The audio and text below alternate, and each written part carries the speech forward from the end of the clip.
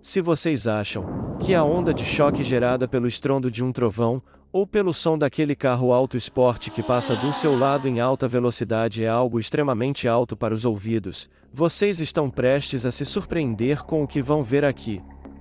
Antes vamos entender como funciona o decibéis. Ele pode ser medido de duas formas diferentes por pressão ou potência. Vamos aderir à mais usada escala de decibéis. Mas quanto é um decibéis? Para ter noção, uma folha caindo gera ao menos 10 decibéis. O canto dos pássaros gera em torno de 30 a 40 decibéis. Uma conversa entre 60 e 70 decibéis. Carros de Fórmula 1 até 100 decibéis. Aí já começa a ficar complicado. Sons acima de 100 a 120 decibéis pode prejudicar nossa audição.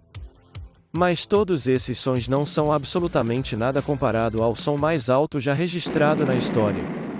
O ano era 1883 e o mundo presenciou o maior som já registrado na história. Algo que pode ser sentido por quase todos os seres humanos da Terra. Essa foi a erupção do Krakatoa, vulcão localizado no arquipélago de Krakatoa, na Indonésia. No dia 25 de agosto de 1883, Krakatoa entrou em erupção constante, erupções que podia ser sentida na Austrália, a 3.000 quilômetros de distância. Marinheiros a 20 quilômetros de distância da ilha relatavam pedras caindo em seus navios com mais de 10 centímetros de diâmetro. No dia 27 de agosto houve 4 grandes explosões. Sua terceira explosão gerou um barulho tão alto que reverberou, a uma distância de 3.000 quilômetros de distância nas Ilhas Maurício, na Austrália, onde os habitantes acharam que havia sido disparado tiros de canhões de navios nas proximidades. Estima-se que a 160 quilômetros de distância do vulcão essa explosão tenha gerado um som que alcançou 180 decibéis. Para ter uma noção, isso é 1 milhão de vezes mais alto que o choro de uma criança escandalosa chorando no corredor do mercado. A energia liberada foi equivalente a 4 bombas Tsar, o maior dispositivo nuclear já testado. A bomba Tsar quebrou janelas de cidades a 900 quilômetros de distância. Mas nada supera a quarta explosão, que jogou cinzas na atmosfera a uma altura de 80 km, chegando à mesosfera. Esse é o som mais alto registrado na história. Esse estrondo viajou a uma distância de 86.000 km por hora, com uma intensidade aproximadamente de 310 decibéis. Essa explosão pode ser ouvida a 5.000 km de distância, e circulou a Terra 3 vezes e meia, e não é à toa que o som do Krakatoa é até hoje o maior som já registrado na história da humanidade. O som foi tão poderoso que há relatos de ter rompido os tímpanos de marinheiros que estavam a 64 km de distância da explosão. Em depoimento, um marinheiro relatou como as reverberações das explosões foram inacreditavelmente difíceis de descrever, do barulho e do caos presenciado naquele dia. E se vocês estão gostando, dá um like e se inscreva para mais conteúdo como esse. E para dar um up para o canal, vamos continuar.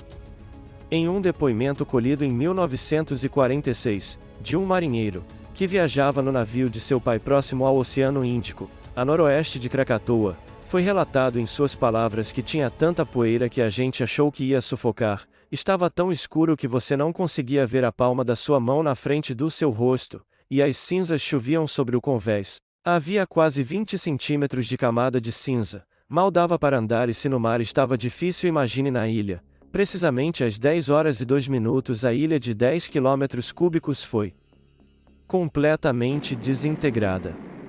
A ilha desapareceu, e deixou por alguns segundos um enorme buraco no mar. Esse buraco foi tomado por trilhões de litros de água, e estava tão quente no interior desse buraco que a água praticamente se convertia em vapor. Esse vapor causou 4 tsunamis. Eles causaram enormes estragos nas costas de Sumatra e Java e vários outros vilarejos. Cidades costeiras foram invadidas pelas ondas e foram completamente inundados. A cidade desapareceu completamente sobre a água.